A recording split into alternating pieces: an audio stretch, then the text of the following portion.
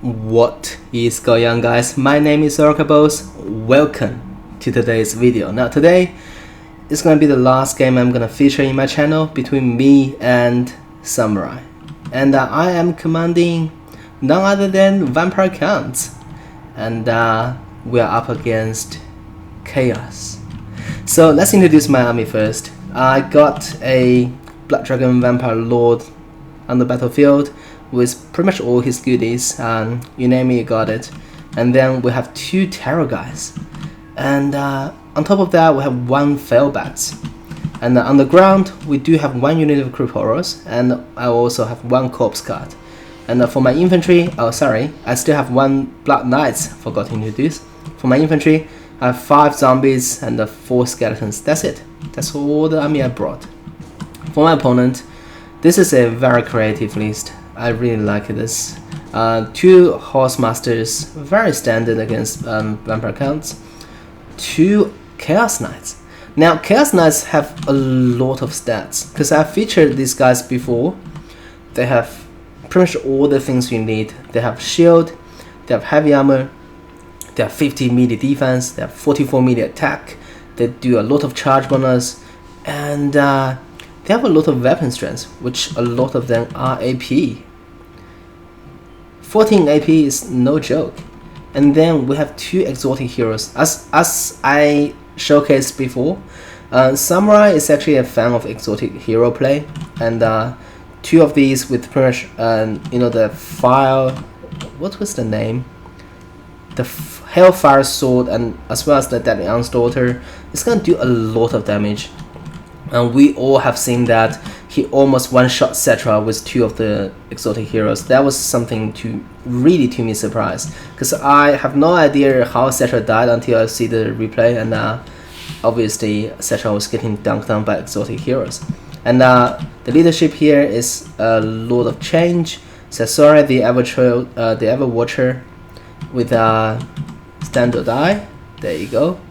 Oh, there you go. And Arcane Conduit, Scroll Power, Guillotining Rob, and Plague of Rust, and the Bombardment Searing Doom spell. Searing Doom is actually pretty good here. And also on top of that, 5 Marauders, 2 Expiring Champions to keep those Marauders in fighting, and also do that splash damage. Now I'm trying some Breath Attack onto the Marauder Horse Masters. Obviously I cancel that because it's not good.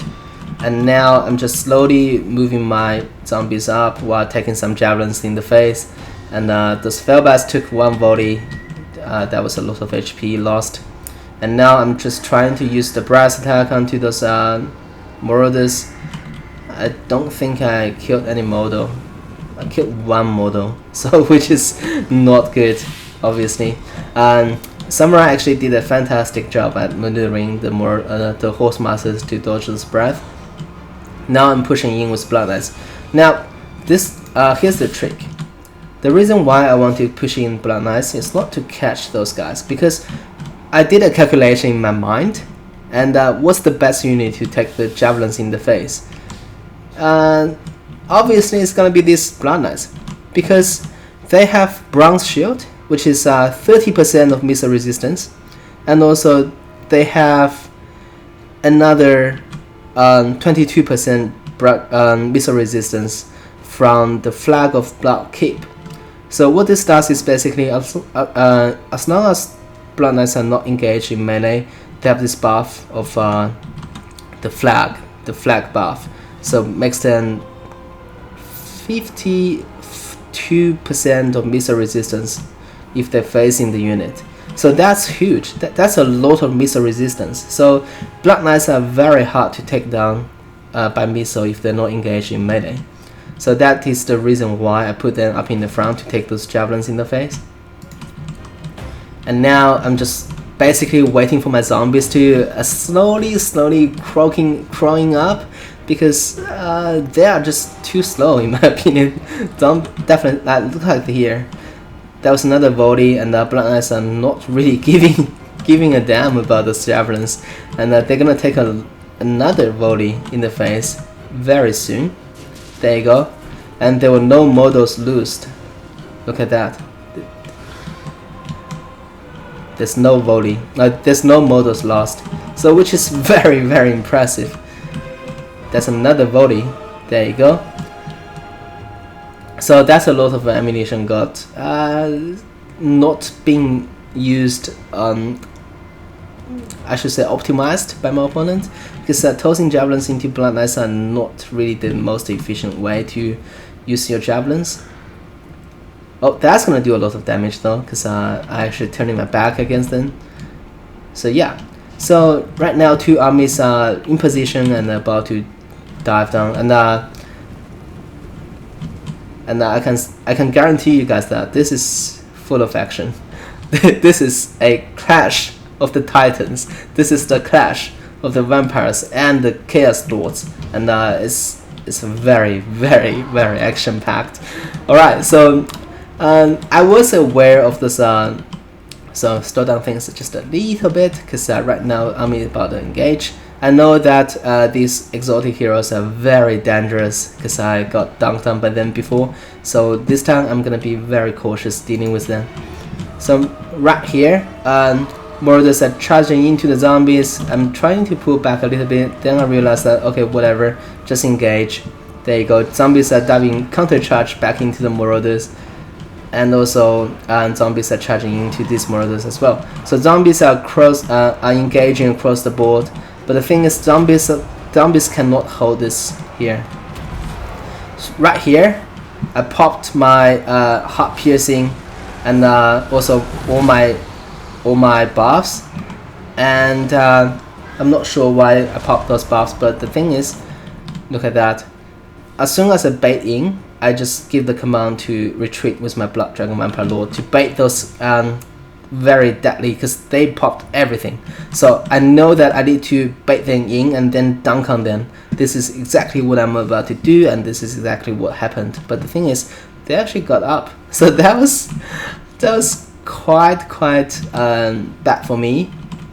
But the thing is, I know that after they pop both their abilities, it's gonna be a while for them to regain the cooldown. So I have the window to do some more damage with my ICMs.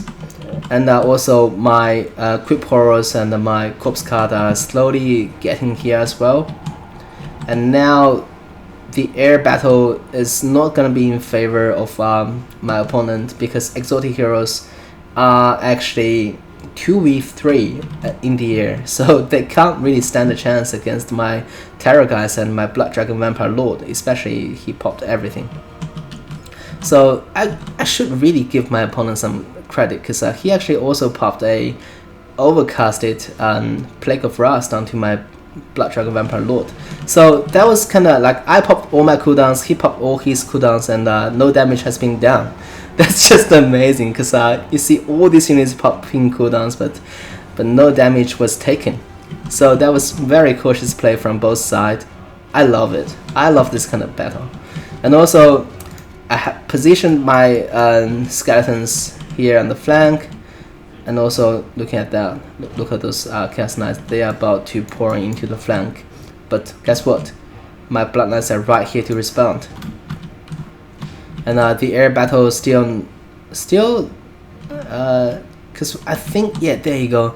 I think my opponent actually landed those exotic heroes. That's why he's trying to initiate the engagement here, because obviously they have the most money at the bank on the ground, because on the air they are a little bit short of manpower, I should say.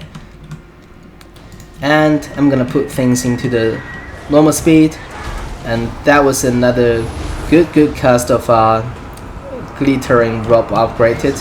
That's gonna give everybody a lot of armor to deal with what I have, and then I'm forced to just basically get onto the air again, because I can't really fight those Chaos Knights and Caesarea here as well.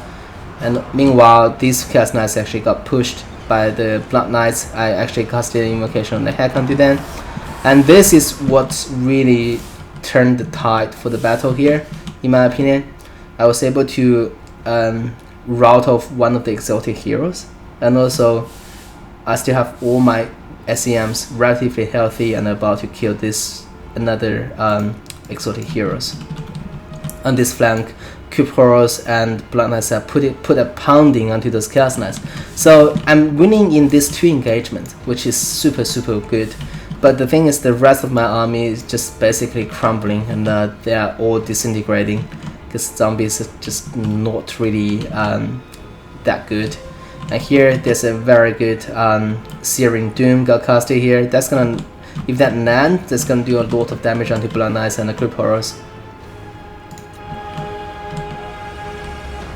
There you go. That actually did a lot of damage onto the Blood Knights, which is good. And now I'm using the Fail Bats. Okay, this is the reason why I picked the Fail Bats. You don't really want, some people just basically dive the Fail Bats onto those more of the Horse Masters. But the thing is, they have a lot of armor, and if you dive your Fail Bats onto them, that's basically a waste of gold. So this is the situation where you can get the most value out of your bats. You just basically escort as exotic hero outside the map. So that's something really good here. And that basically freed up all my SEMs here to support this engagement. But one of the things is that my Corpse Card are still all the way on this flank, which means if he wants to support this engagement, he needs to go all the way here, which is gonna take forever. So this is something I am really impressed with my opponent. He noticed that the Corpse Card is right here, so he initiated the engagement on the right flank, which means I don't really have the +5 melee attack and melee defense, and also don't have the healing. And meanwhile here, all my SEMs and my Crypt Horrors are still rocking solidly though, because this is by no means a weak pocket. This is basically all my strong units right here. 3 SEMs, Crypt Horrors, Blood Knights, and also Skeleton Warriors. This is like the perfect timing as well for my units to come back in here. I casted the Evocation on the Heck, and even though it's gonna be slow, I'm still trying to get my Corpse Card involved, obviously. And right now I'm just trying to basically get rid of everything here, and my opponent is actually supporting with both Chaos Knights. There you go. I put my Blood Knights away, and I think I'm trying to... Oh! That's another Searing Doom casted onto the Crypt Horrors, and I'm diving straight back in with my Blood Knights. So yeah, right now on the battlefield, Chaos Knights are a little bit overwhelming on this flank, so force me to retreat. And also my SEMs are right here, and I'm about to get a breath onto those Chaos Knights. That's gonna do a lot of damage onto the Chaos Knights though. And yeah, those SEMs are about to dive in right here again, with the support of my Blood Knights as well. And everybody gets the healing, and now is really the time to fight. There you go. Exotic heroes, Caesarea, everything is here. Look at that, my Corpse Card is coming back here. And that's another Searing Doom cast into the zombies. And the close shots are just amazing, because there was so much magic got casted this game, and the Caesarea is still fighting valiantly. And I'm trying to get my Terror guys to zoom those Horse Masters away, but the thing is, they don't really have a lot of ammunition left though. Chaos Knights got dealt with quite handily, I should say, by those Terror guys. And Blood Knights are still here to fight, which is good. Blood Knights got 28 kills already, even though they're about to die, but I think I can heal them up. There you go, because my Corpse Card right here. So now, if you pause the game here and take a look at the stats on the Blood Knights, if I can. There you go, Blood Dragon, Vampire Lord, Blood Knights. There's still Blood Dragon, Vampire Lord. Trying to get onto one Blood Knight model. Crypt Horrors. the Blood Dragon Vampire Lord is just too big. Very hard to get on hold of one model though. Anyways, so basically what I'm trying to say here is that all of my guys actually got the healing and also the +5 melee attack and melee defense buff. So that's gonna be huge for me as well. And now I'm summoning another zombie here to zoom those more Border Masters, and also my bats are coming back in here to annoy them. And Caesarea is low, Exotic Hero is low, and Cas9 is about to getting taken care of.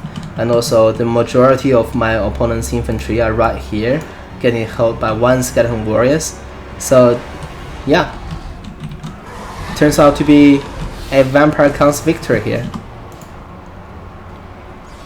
And that's the game. Alright, so as we dive onto the scorecard, we knew that those exotic heroes gonna do a lot of damage, and we knew that Hand Samurai is the master of playing those exotic heroes. Like when they pop all their cooldowns, together with the debuff provided by the Caesarea, the Ever Watcher, they're gonna do a lot of damage. And we actually was very cautious about that, and we dodged that. I should say we almost dodged that completely, but Black Dragon Vampire actually took some damage, but nothing critical, which is awesome. Because I really learned that Hand Samurai is really focused on getting rid of leadership. So this time around, I was very careful with my Blood Dragon Vampire Lord play. And so far, I think this was the second game I won against Samurai. But unfortunately, these are the only 2 games I won against him. And I played him maybe 7 games. So he won 5 games over me. And all those 5 games, he was he was a man on a mission. He was very focusing on killing the leadership, and he managed to kill my leadership 3 times, I think. And it was just glorious to fight such a very good player. So yeah, all to all, I think Samurai is definitely one of the best players I have ever played against, and he's the only one. I mean, he's the only one who really beat me up initially. Like I lost 4 games in a row, I think, against him. So he really has my respect, and I think Chinese Warhammer community is definitely growing and growing, and that they have a lot of tournaments being hosted, and the prize is very substantial as well. So I encourage you guys, if you can get access to Chinese tournaments, and just be there to participate. You won't regret it. You're gonna find a lot of very quality players such as Hand Samurai. So yeah, that would be the end of the video, and I hope you guys really enjoyed the cast. I know I really enjoyed playing him, and as well as casting the games. And for now, Orokaboss signing off.